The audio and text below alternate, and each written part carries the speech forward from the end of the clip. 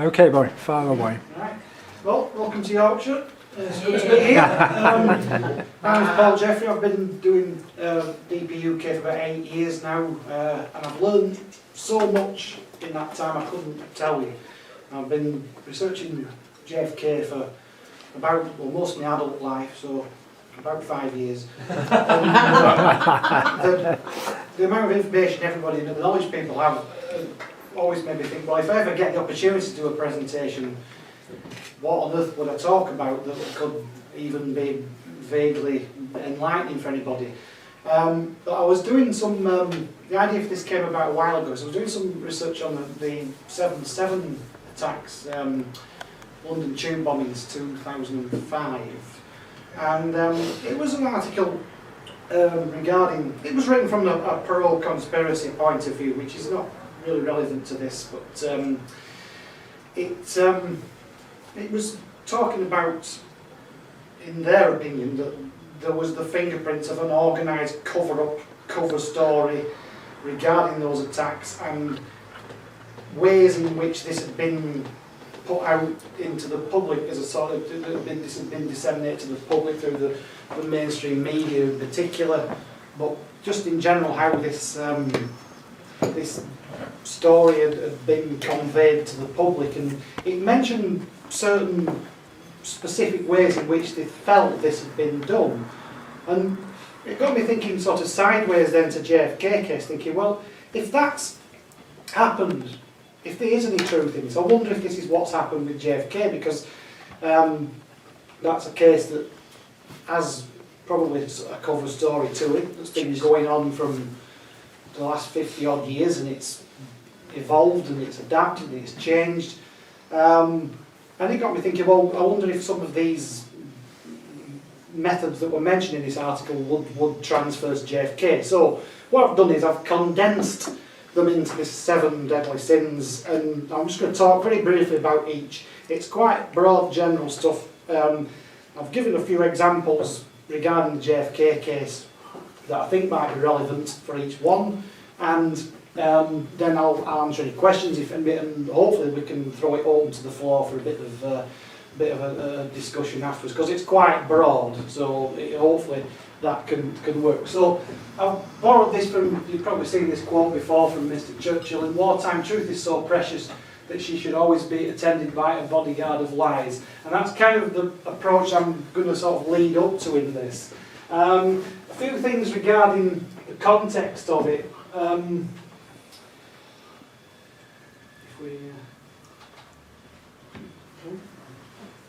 If you click on slideshow at the bottom, Yes, start. Slideshow at the top. are the lilies. Well, the mouse, Yeah. Slideshow at the top. But you don't want to use a slideshow, do you? No. You want to keep it separate. No, you can't. It doesn't have to revolve. You can just click each one and change Just the click slide. the left-hand side, yeah. Is it crashed? Does page down work? The mouse was moving. Yeah. Yeah, but it could be crashed. Excuse me. Sorry. Let me. Forgive me. So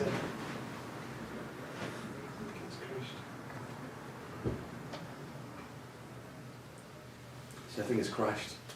If you Yeah. click on the slide that you're showing, okay, now does it have a scroll on the right hand side?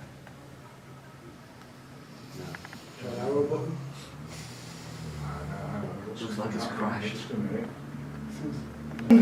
a bit of context regarding this. It's been quite, I mean, the purpose of this isn't to point the finger at the CIA per se in this, but the notion of information coming through the media and being influenced by intelligence services, particularly with regards to Operation Mockingbird, is fairly well documented now. It was certainly well established in 1963. So there's a quote from Colby later on saying the CIA owns everyone of any significance in the major media. And then we're still, Mr. Casey in 1981, we'll know our disinformation program is complete when everything the American people believes is false. Well, when you look around, that's 40 years ago, and then you look around at what's been happening recently, right up to including the antics in Salisbury, you do have to wonder whether that is pretty much the case. Well, even the Russians don't believe those guys. Tea And, towel. um, It was just Just tourists, went wasn't past it? Tea towels.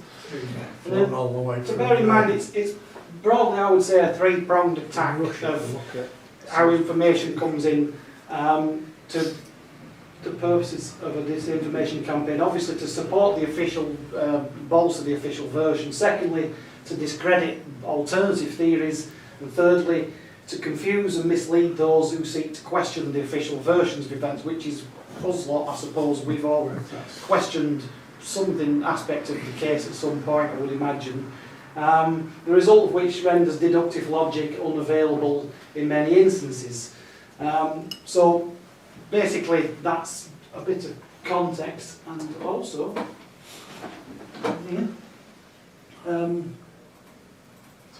I don't often, as Mr. Angleton there, this is a quote from Edward Epstein, funnily enough, that, who talking about James Angleton said, he was a student of deception to an extent that I had never seen even professional magicians understanding the structure of leading people away from one answer and leading them to another answer.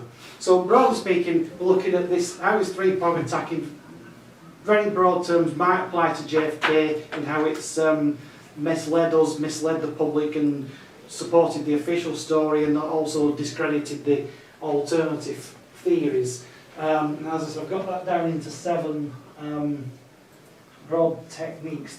Some of them are pretty much stating the obvious, but there's a sort of course of logic to follow, I think, with this. So, technique number 1, choose your witnesses, selective use of witnesses. We've seen this all the time, right back from the Warren Commission famously was selective in its use of witnesses. Some were ignored, some weren't interviewed at all, others were discredited, and credence was placed on certain star witnesses such as Hal Brennan, Helen Mark and people like that.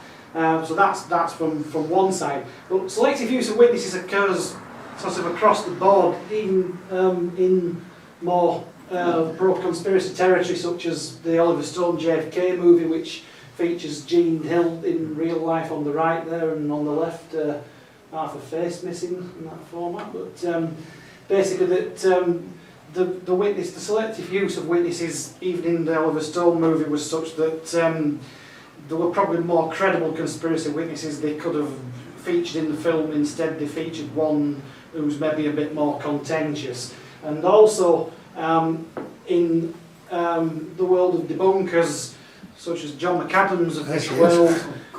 My girlfriend. John McAdams of this world. I've got photograph tape with her. The debunkers of this world will also select certain conspiracy witnesses who they feel are not so credible as Beverly Oliver there, and there are others that come into it, I would say, such as Hoffman, Tom Tilson, Gordon Arnold as well, on the grassy knoll, people like that that are often picked up on by as being dubious witnesses. So in any argument, the basis of it tends to start from a very selective use of witnesses. The number 2, again, fairly obvious stuff in any argument, is to ignore the contentious issues. So we can either ignore or divert attention away from issues that can't easily be dismissed, or we can concentrate on issues that can't easily be resolved. The effect being that by ignoring the contentious issues and sticking to different issues, then that confuses the argument and drives the narrative in a certain direction. So I've just picked on examples there, such as issues that are often ignored, the intervals between the shots, with the second and third shots possibly coming close together, as opposed to, we often debate the number of shots, how many shots were there, which is hard to prove. Issues we mentioned earlier about the limo being cleaned at Parkland is to me a contentious issue, destruction of evidence, all sorts of things, and just generally ignore contentious issues and stick to ones that can be described as supporting the official version. Number 3 is character assassination, shoot the messenger. So discredit the researcher rather than the research. This has happened a lot, maybe sometimes with justice, sometimes less so. So over the years we've seen, regardless if you've pinned on Jim Garrison, we've seen him attacked from all sides with his mafia links and things like that. McAdams with his conspiracy buffs, and I've just said, for example, there where Jack White he's discredited because he believed the moon landings were false. So you'd see articles that said, "Oh, this man believes the moon landings are false, therefore he mustn't be credible." So pretty straightforward thing there, and that does happen a lot. That the credibility of the researcher is attacked rather than the credibility of what they've actually got to say for themselves. Number 4, coming up. Use of pseudoscience. Misrepresent the argument using false, popular or pseudoscience. The 9/11 researcher Chris Bolin describes that as follows: use of pseudoscience or pathological science in which investigators ignore all evidence that contradicts the conclusion they have been asked to prove. And I'm not very hot on the science aspects of the case, but you do find a lot of contentious arguments regarding the scientific evidence which is misrepresented. It's become so confused as years have gone on that arguments go on various issues. I mean, the obvious one being the single bullet theory, of course. Others such as the head snap, neurospasm, the David Belling neurospasm, jet effect, all things relating to the fatal head shot, and even the acoustic evidence has become so sort of convoluted in the last 40 years that you do wonder whether the science, it's very hard, science is so easily misrepresented, it seems, that eventually everybody just gets confused and gives up, basically. The medical evidence comes into that category as well. So that, I think, has been used to mislead people along the way. Now, up to there, that's 4 of the 7 just done very quickly. Those are techniques, I think, that have been used along the way to bolster the official version and to discredit alternative theories. So, selective use of witnesses, ignoring the contentious issues, shoot the messenger rather than the message, and the use of pseudoscience. But then it gets a little bit more intricate when we come to the idea that to try and mislead people that are actually going to question the official versions. And essentially what we're talking about here is the first step in that really is I think this is an approach they've used. Just create your own conspiracy theory with inherent debunkability. In other words, use of red herrings or straw man arguments which seek to divide and conquer. Now in the 7/7 thing, I don't know whether you remember the bus bombing in Tavistock Square. At the time the photograph is taken of that, there's a little van parked up or just going past that says controlled demolition on the side of it. And at that time, controlled demolition was a buzzword for conspiracy theories because of 9/11. And years later, the BBC ran a programme called Conspiracy Files, which was a sort of hit piece on this.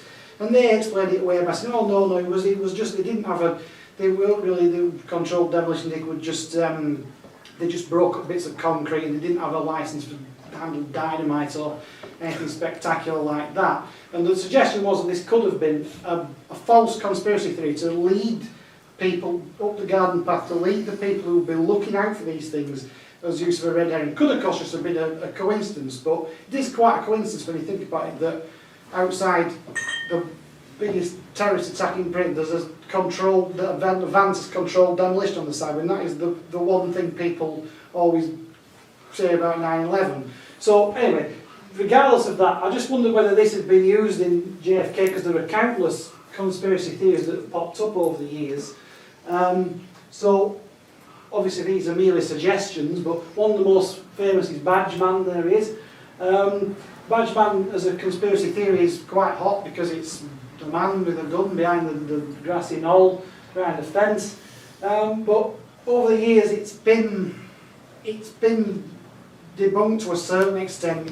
I'm not so sure really personally, but a lot of people don't believe it, saying, oh, the scale's all wrong and he's in the wrong place and all this sort of thing, and the debate goes on and on. So when you look at the original people who were behind the sort of badge man like Gary Mack, for example, you do wonder whether we were being led in the wrong direction with that. Also, in a broader sense, Cuba and Castro, with Oswald being linked to fair play for Cuba and his visit to the embassies in as we talked about earlier in Mexico City, he was kind of being labelled as being a pro-Castro figure, which in itself could mean, was that a conspiracy, but not again with lots of debunkability to it, that it wouldn't really have been anything to do with Castro, and it does seek to mislead people.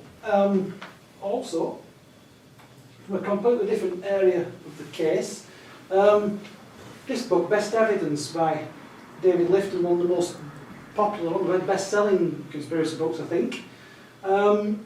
It creates a conspiracy theory that the body was altered to disguise evidence of frontal shots.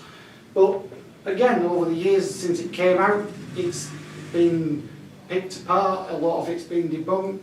Some people support it, some don't, and it does kind of divide people. I couldn't find the actual passage this one. There's a good section in one of the Harrison Livingston high treason books, and he's talking about the period of time towards the end of the HSC inquiry regarding the medical evidence and particularly the authenticity of the X-rays and photographs. And he was talking about the CIA break-in, from the safe was broken into, and all around that time. He tells a story of how, in his opinion, he felt that we were generally reaching a consensus on the authenticity of the photos and X-rays, and a consensus on aspects of the medical evidence. And he says, right in the middle of that, out comes this book and blows the whole thing out of the water, because suddenly you've got a new conspiracy theory thrown in. And he did suggest whether this was kind of, it was, the timing of it certainly was suspicious to him. The idea that you throw in a conspiracy theory but it has inherent debunkability. Some would suggest, well, how did they get the body? How did they get control of the body? How did they get it off Air Force One? All that side. So there is a lot of contentious aspects to it, and just points to consider about use of red herrings. I've just been saying, really, were any of the well-known conspiracy theories implanted to deliberately mislead us? What purpose has that theory served? Usually to divide and conquer. It divides the research community.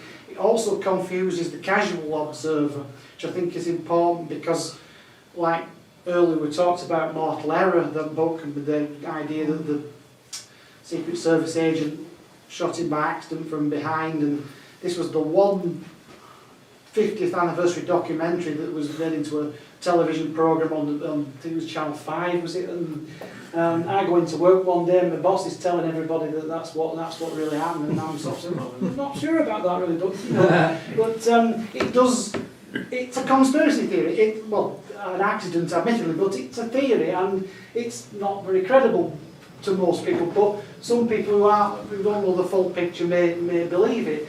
And then really we're saying, who had the power to implant a conspiracy theory and lead a false trail? Well, we're maybe back into Operation Mockingbird territory there. Other examples, just very briefly, that I think could come under this. The whole Mac Wallace fingerprint scenario. When I was in Dallas in 2003, this was fairly big topic. I bought the Bar McClellan book from the old Conspiracy Museum, and the idea that LBJ was behind it because it was Mac Wallace. And of course, over the years, inevitably, it's been debunked to a large extent. If you remember Joan Mellon at Canterbury, Joan Mellon at Canterbury about 5 years ago, and she's written a book about it now, saying, you know, that it's not correct, and you do have to wonder about that one. Zapruder film, tampering, fakery, again, highly contentious issue. Not going to touch on that really now, but the conspiracy theory that the entire film was faked, and that's a really controversial one on the internet. People argue the toss over that one. Two Oswalds, again, not just John Armstrong, but the notion of the two Oswalds theory. Again, some of that has been debunked. Again, it's a conspiracy theory that has a lot of holes in it. Limo, well, it has there are elements of truth which I'll come to, but in very broad terms, it's a conspiracy theory that leads people in a certain direction. The limo stopped, I've put that as an example. Some people are adamant that that's got credibility, that the limo actually stopped, which would implicate the Secret Service, and yet the films don't really show it actually stopping. So again, but there are some people who believe that, and also people who've confessed to involvement. They create a conspiracy theory, like James Files, Chauncey Holt, Judith Baker, etc. But again, there are areas where there's a lack of credibility, and again, people spend a lot of time debating the pros and cons of those people. Which brings us to number 6, which is the sort of counterpart to the use of red herrings, which I've called death by association. Now this is basically the Churchill, this is the bodyguard of lies bit.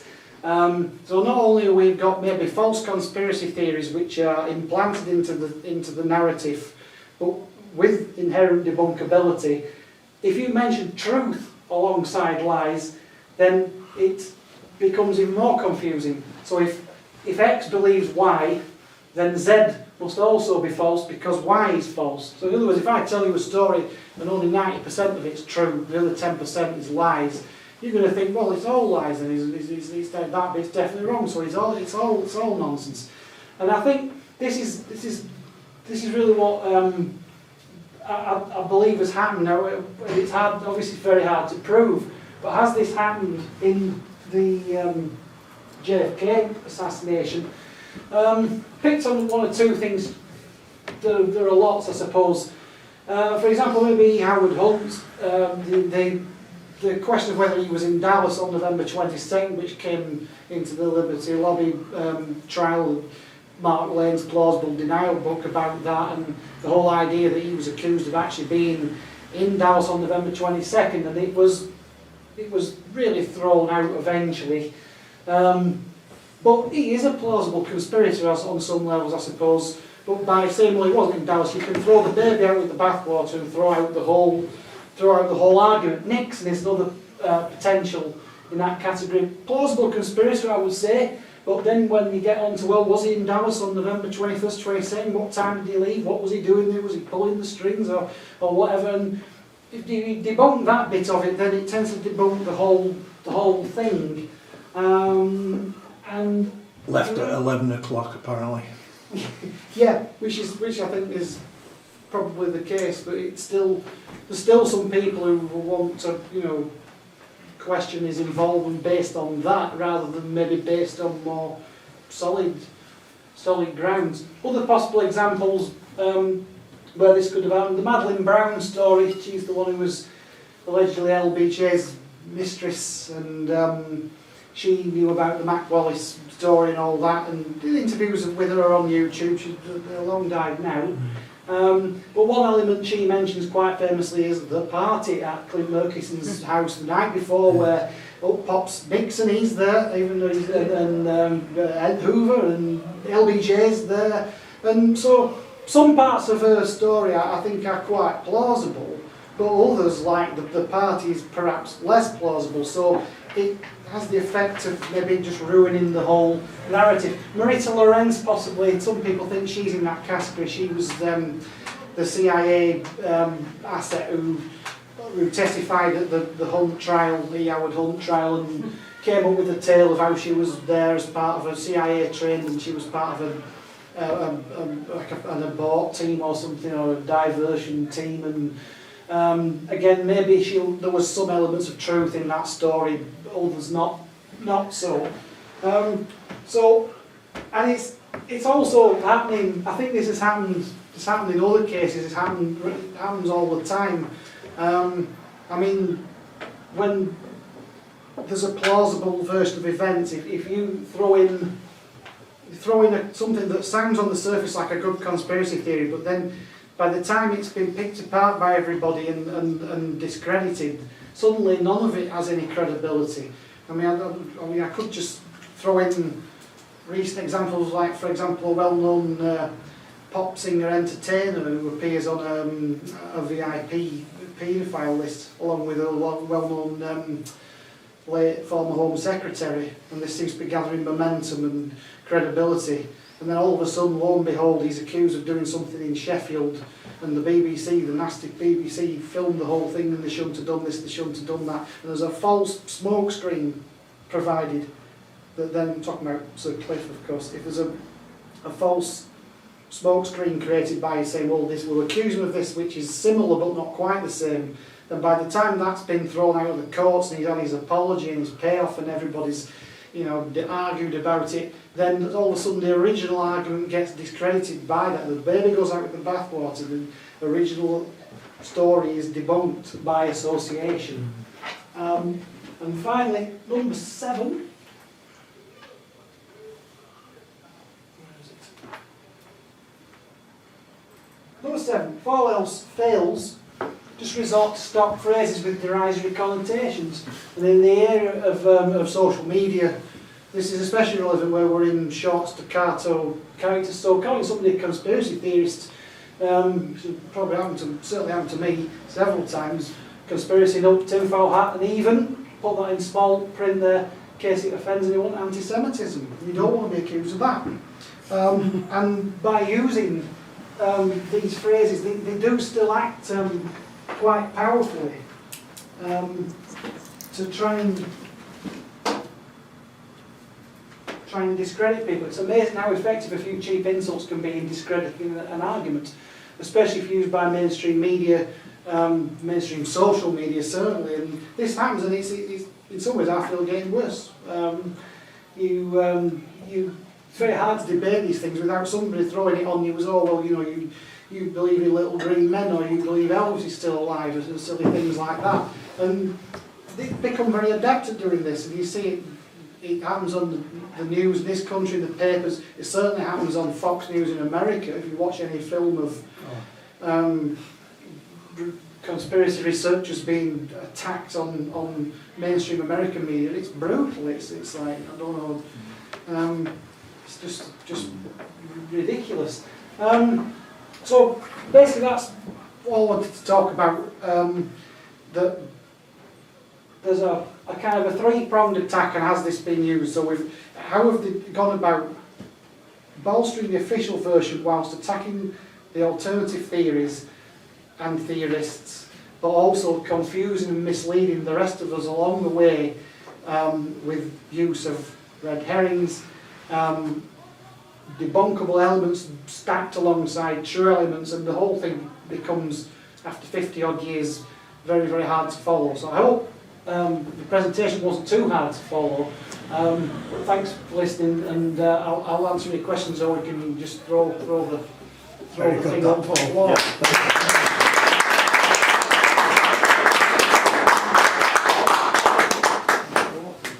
So I was just going to say that as I trained as a lawyer, that's it.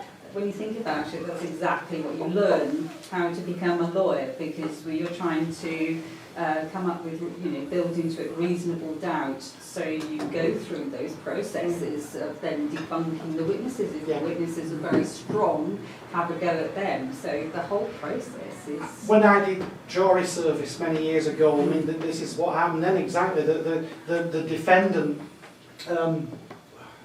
or somebody had been in the dock, and he had a big bandage over his eye, and they managed to bring in that he was he'd been in a pub brawl last night, which had nothing to do with the case. But immediately the jury are going, oh well, he's obviously not someone we should believe. But it had nothing to do with what the case was about. Just that they managed to throw in there that he'd been in a fight last night, and it could simply have been struck, couldn't it? Oh, you don't know, the background to it is lost, isn't it?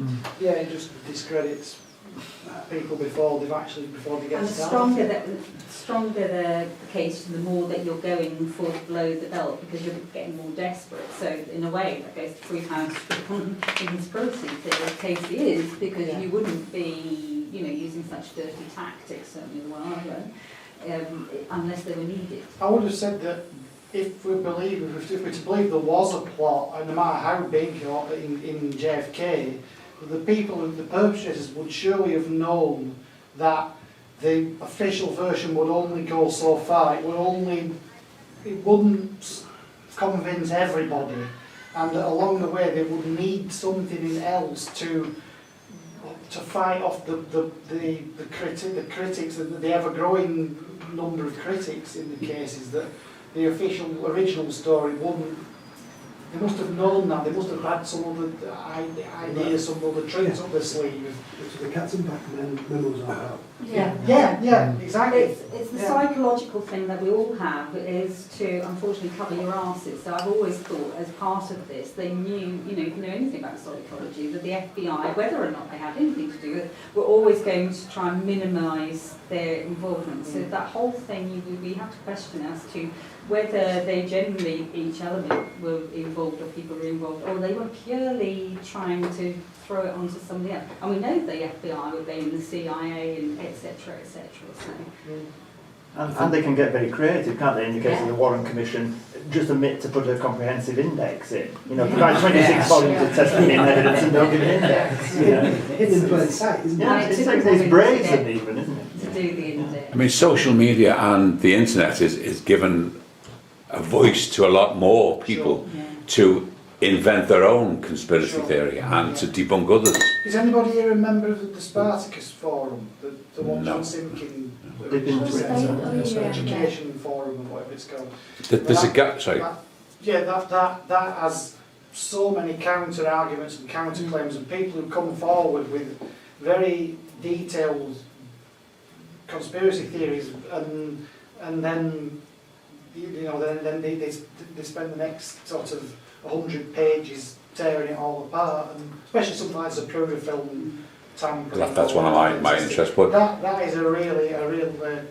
there's a guy online called Leroy Blevins. Yeah. And I can't help but watch what each piece he puts up online, and I'm thinking, do I believe this guy or Do you know one who did like 13 shots or something like that? Yes. Yeah, from all over. Yeah. And he's found another assassin to Zapruder's right Yeah, in the The pagoda. film. Yeah. I was going to mention that to you, just if you, for photos now, as he pans round, was the car literally in the last frame or two of the back of some guy's head. This is just going with the That's on the fence, isn't it? At the fence, at the straight. corner. But what he's saying is that behind Zapruder, on his right, there's a guy with a rifle in the pergola. Yeah. And he also mentioned that just before the limousine goes into the triple underpass, he suggests that John Kennedy sits up again. Have you seen this? And if you really slow it down and you freeze frame it, unless I'm being conned here, there is a person on the right hand side of the limousine who is sitting up. And you think, how does this conspiracy first illuminate itself? Forgive me for butting in on that, because No. I think that's fascinating. One of the things that really moves me about this entire case is the fact that until they finally gave up trying to resuscitate him and bring him back to life, the reason they tried to bring him back to life was he still had a heartbeat. But that guy, or an alternate non-responsive middle of it, that guy's body, his nervous system is unconscious, was fighting to stay alive. And I just wonder if in those few seconds, maybe whatever's left of anything that's going on in his consciousness, head, certainly front brain is Yeah. thinking, what?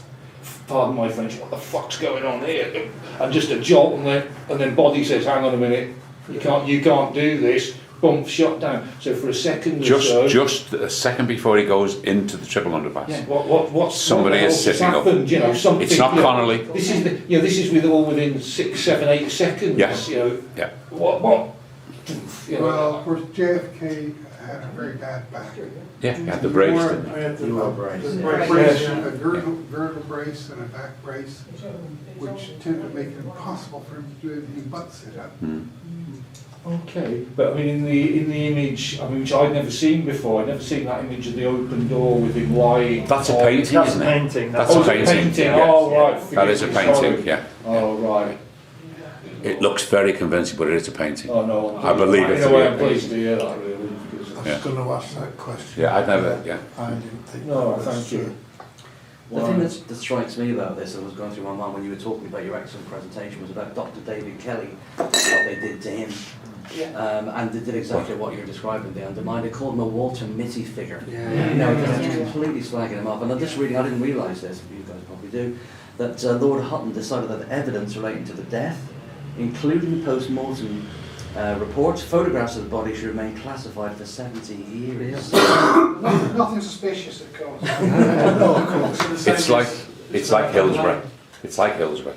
Cover up and cover up and cover up. I think the same with Dunblane, the shooting Absolutely. of Dunblane. Absolutely. Only head but lead, but 75 years on all the That's- files. That's the theory that it's to do with gun control. Again, there's something dodgy about that one. Yeah. My son-in-law was in the next door classroom. He was a pupil in the next door classroom. Lucky boy. And Paul, there's also the matter of semantics, isn't there? For the unwary, for the gullible, you can use, and it's beloved of the Warren Commission. No evidence was found to support blah blah. When it's actually dug into, no evidence was looked for. Yes. Yeah. But you simply present it as no evidence was found. Yeah. Well, Yeah. You know. But you wouldn't find it if you didn't look for it. Precisely. Precisely. Yeah, Yeah, you soon interesting, paint somebody in the wrong light if people aren't fully informed of all the, Yeah. of all the If you're just willing to look it up unquestioningly, then yeah. Yeah. Well, I have a friend who doesn't speak to me now. We've kind of lost touch because he read Norman Mailer, and on the basis of that, rejected every other argument I had to throw at him. I tried my best, and I said, well, yeah, but what about this, what about that, what about the other? And he said, you know, Oswald was a sociopath, he was a complete nutter, he was a loser, Posner's argument. Well, thrown in with that book, that's its outcome. But early on it goes into great detail about the declassified, the fall of the Soviet Union, and the declassified, some of the agents, ex-KGB agents talked a bit about it. It's a whole big pile of disinformation book. But what we mustn't forget is that also, that just reminded me, because one of the Russian guys who actually went into Russia, I got into conversation with one of the researchers as the 1989-1990 went to interview the Canadian went to interview the people that knew Oswald in Russia.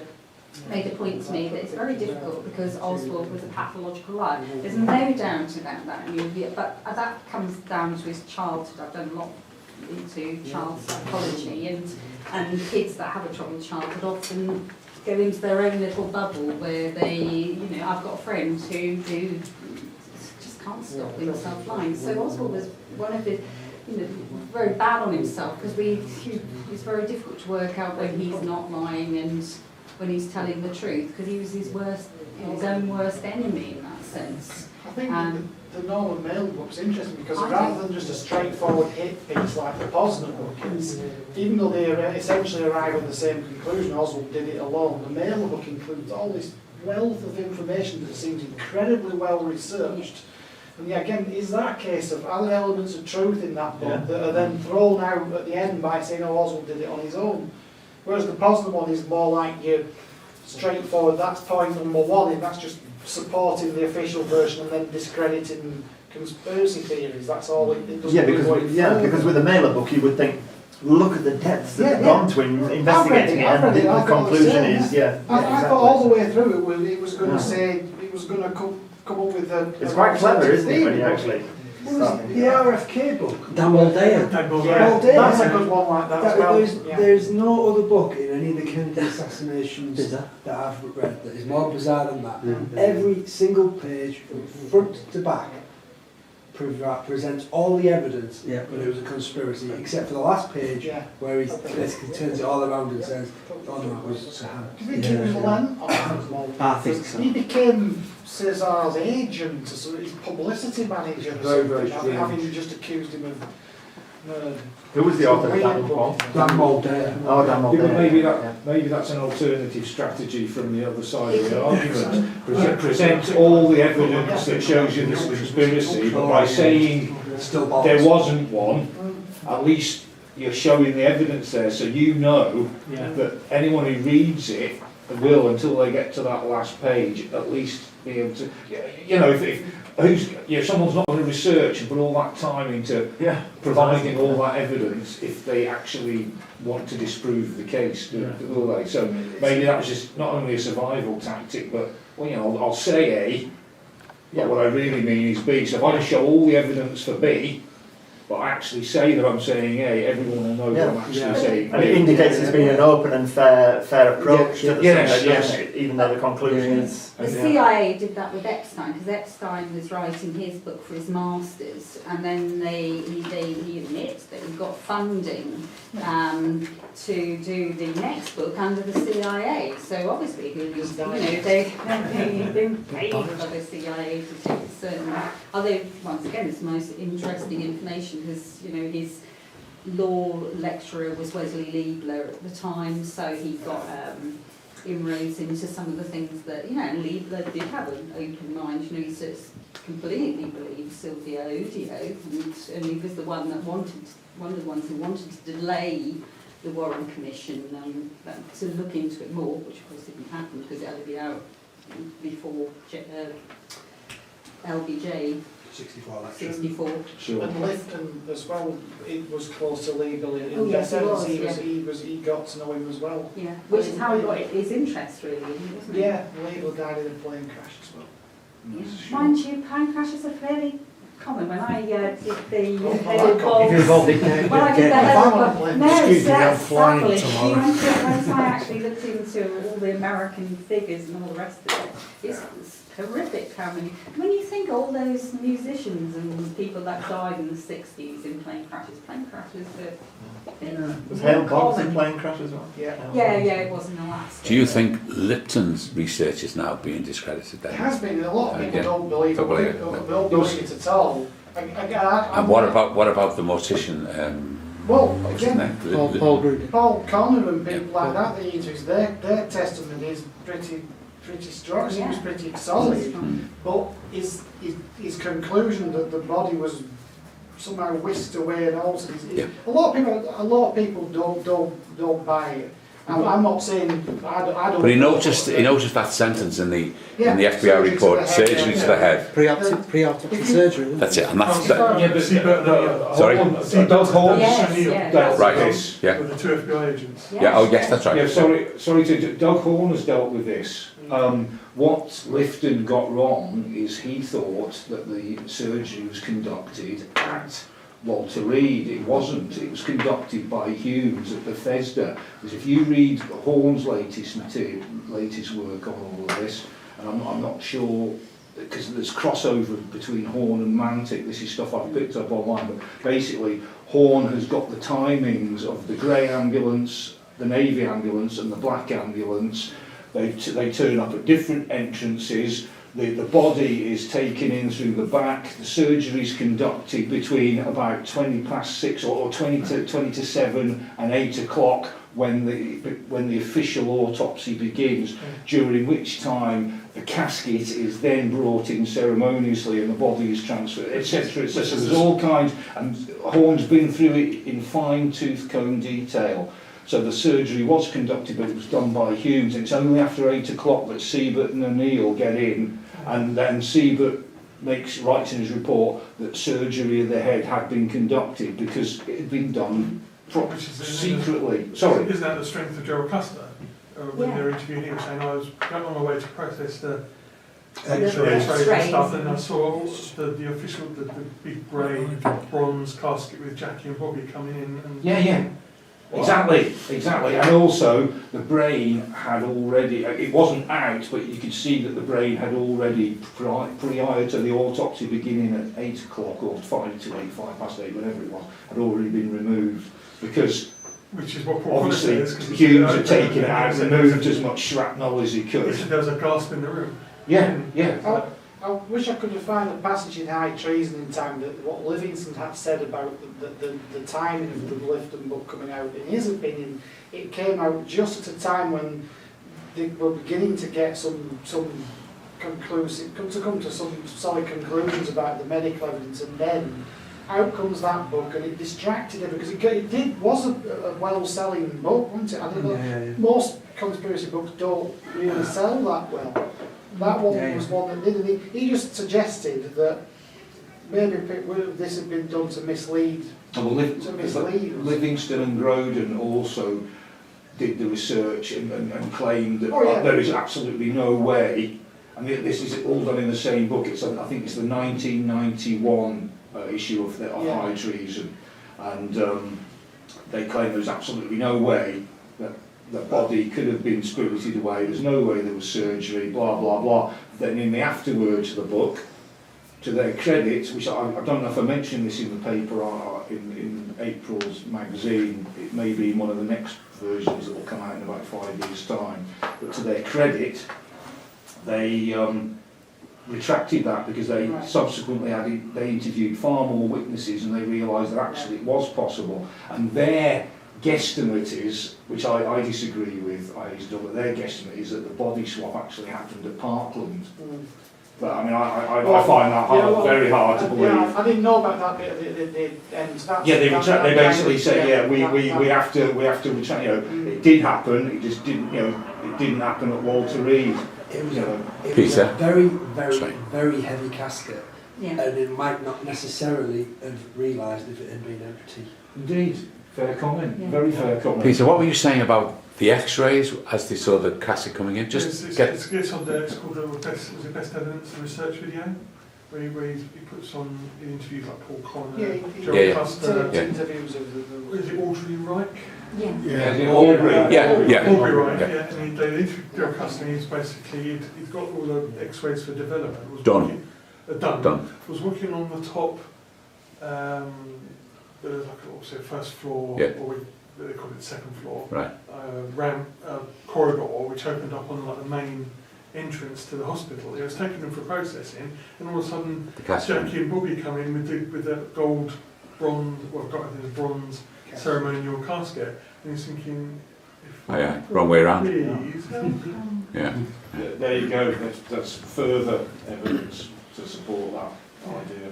So, I mean, Horn's done this meticulously, and he's got, you can find the documents for the Times every week. Yeah, exactly. Interviews with all the people, some excellent people. David, is that all just online, or it's not? You can find all this stuff online. Well, what I'll do, I've printed off a lot of this stuff.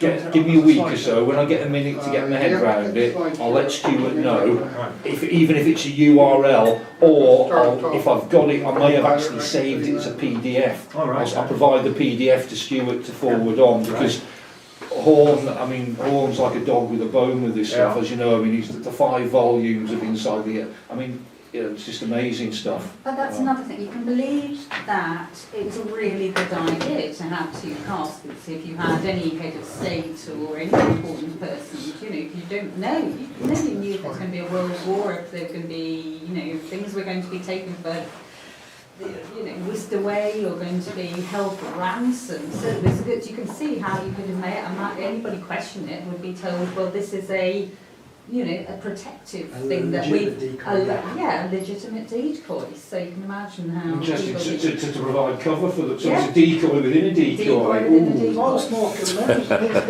Legal schmeagle, I love it. It's all smoke and mirrors. Indeed. That's why we're still talking about it all now. But